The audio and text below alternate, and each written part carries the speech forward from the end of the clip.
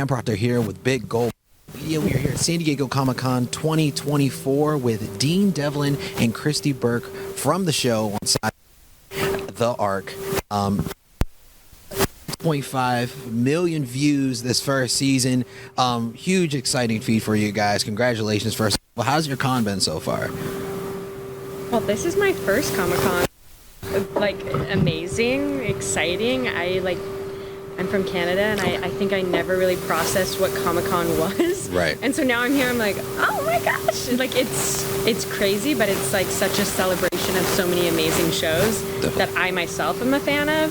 I'm like seeing Jamie Lee Curtis. Me and my sister are having freak out moments. We're like, yeah. Am I drooling? So it's been amazing. That's great. That's great. How about you, Dean? Well, you know, I end up going to promote our shows, but I haven't been to San Diego in a while. I forgot that this is really like the Super Bowl of all of these things. And it seems to be evolving in ways that I hadn't seen before, like all these outdoor things that they're doing, you know, for effects and Adult Swim. I'd never seen that before. I don't know when they started that, but it's awesome.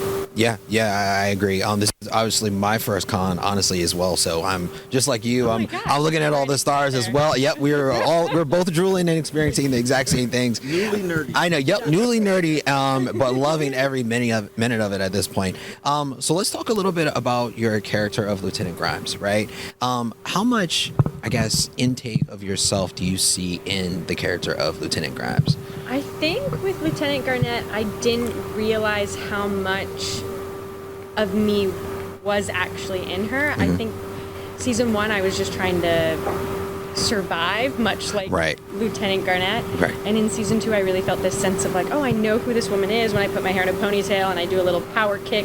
I know exactly who she is. Right. And I've learned so much from her. You know, she's someone who really doesn't give up on people. She gives incredible speeches, which now I've taken on in my life. I just give speeches everywhere I go. When I'm ordering a pizza, I'm now giving a speech right now. And back to you, Dean. There you go. Yeah. And I guess for you, Dean, when developing a story like this and having such a large cast, are there any struggles or difficulties that you find when trying to create a story like this? Well, you want to serve all these characters because the audience ends up falling in love with different people. You know, the thing that's so much fun on a show like this is when I talk to people about the show, they go, oh, yeah, well, that character's my favorite, or that one's my favorite. Right. Everyone finds people that they but then as a filmmaker, you want to make sure you service all of them. And, you know, we've got like 43 minutes an episode, so it's like, all right, let's make sure everybody gets their moment. Yeah, no, I completely agree because I feel like there's so many intricate relationships within this show that are developed each episode, and it's a surprise because when I think about a ship that's in distress and getting ready to crash, obviously your mind is a lot more smarter than mine because I think, okay, I'm like, okay, there's one thing we have to fix, it's the ship, right? Yeah. But Dean is finding all these different scenarios and situations that can happen on a day-to-day basis or episode basis, which I think is absolutely phenomenal and definitely keeps a lot of people captivated when watching this show. Can you talk about your relationship with the cast as well as being, I guess, more of a leader on the show, right? Well, I hate them all. And no, I'm just kidding. Literally my best friends. We have so much fun making the show, even though it is kind of a disaster, in season 1, every episode. This season, there's more character-driven plots, so I think audiences are really they think they have their favorite character. Right. They have no idea. Yeah. Which is what's so brilliant about Dean and Jonathan Glasner's writing. But yeah, I think we all it was like going back to summer camp that you're like, oh my God, how are you? I love you. And then we have the introduction of new cast, which was amazing. Deanna, who plays Kimi Joma, I mean, me and her, I felt like we're going on adventure after adventure, living the Ark experience. We went on a hike that was supposed to be 3 hours, ended up being 7-hour hike because we got lost in the wilderness, covered in mud. We literally were like, welcome to the Ark. Yeah. So we have too much fun in Serbia. It's the best. Like, I love all those guys, and they're wickedly talented also. So it's like not only are they like amazing human beings, but they're all so talented. It's really a joy to act opposite of them. One of the side benefits of shooting in Serbia is that if we were shooting where people lived, where our cast lived, every time we would be at the end of a day, people would go back into their lives and audition for other shows, family drama. But by shooting this in Serbia for the course of the time we're making the show, the cast is away from their normal lives, much like their characters. They ended up bonding together in a way that was so beautiful, but it also informed all the relationships on camera. Yeah, it was super glue. We put it on our hands and we just could not. I'm just kidding. That's a bad dad joke. Everybody was stuck. Yeah. I mean, well, so talking a little bit more about filming in Serbia, what were some of the difficulties on set, or some of the benefits of? Well, you've already told us the benefits, but what were some of the difficulties of the set, of how it was drawn up, or just having such a large cast on it as well? Well, really, the only difficulties were we had ambitions to be as big and as exciting as shows that had 10 times the amount of money we had. Right. And so, in the past, when you have less money, you say, well, all right, well, let's just tone it down. Right. But both Jonathan and I said, no, let's try and compete with shows that are spending $15 million an episode.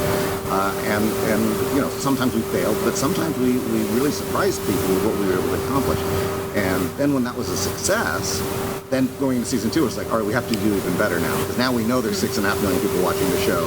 We owe it to them to up our game, and in many ways, I think we did.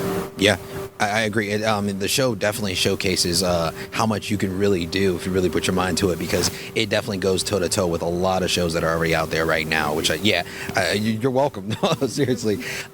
Christie, can you talk a little bit about some of the rigorous training that you probably had to go through to get into this character? Oh my gosh, I think it was self-inflicted, to be honest. Like, no one asked me to do any of this, but our stunt coordinator, who's amazing, was like, hey, it'd be really great if you could do all your own stunts. And I was like, well, I am Tom Cruise reincarnated.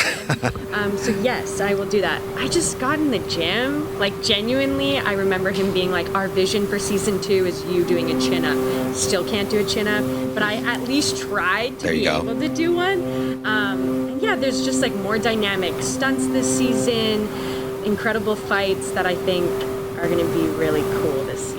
I'm really proud. Like, I think this season, like Dean was saying, we really stepped it up. We really knew that there was a fan base behind us, and that we just wanted to deliver an incredible show that I myself would want to watch. So we succeeded, I hope. Yeah, I think you did as well. Because, I mean, I think when you have that support behind you and you know people are looking for it, it definitely makes it a lot more fun to not only go to work every day, but to put that product out that you got your showcase that is absolutely. Can you talk about, I guess, is there anything you can give us as far as what might be coming soon? I know lips are sealed for the most part. There you go. Okay. I feel like someone in sci-fi is watching. Yeah. From the rooftop. I don't think we can really give much away, other than you're just gonna have to tune in and find out. Like, I genuinely, my mom's a huge fan of the show, she like sat me down when I got back from shooting season 2, and she was like, tell me what happened, tell me everything. I need to know it all. And I was like, it's like going on a date, right? She's waiting for. I know the experience I had reading the scripts of like the utter shock of like where, there's so many secrets, and I just don't want to ruin that for anyone, because it's best, especially our show, is lighthearted, and there's so much comedy, but there's also twists and turns you just never see coming, and I would hate to ruin that for a fan, so I'm not going to. I'm done. I think what I can say is that, as Christie mentioned, a bunch of new characters came on board in the very first episode of season 2. Right. Well, we're going to find that these characters have information that our characters didn't know. Right. And that information is really going to send everything into a tailspin. And so a lot of the relationships, a lot of the storylines, a lot of where we thought the show was going, changes on that information. So I think people are going to be really surprised and have a lot of fun with this.